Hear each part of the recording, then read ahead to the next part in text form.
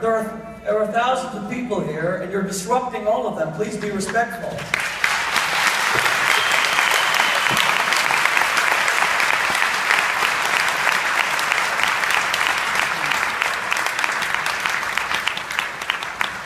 Thank you, Rabbi, and welcome.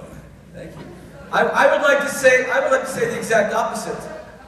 Ladies and gentlemen, I apologize for being, sir. You should, if you cannot respect the format, then you really should leave.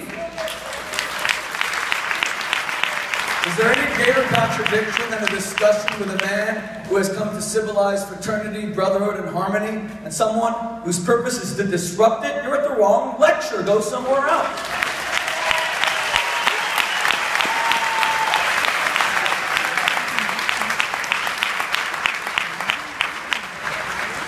Ladies and gentlemen, fellow panelists, I first want to apologize to Mr. Mayor for being a little bit late, but truth be told, on Jewish time, I was early.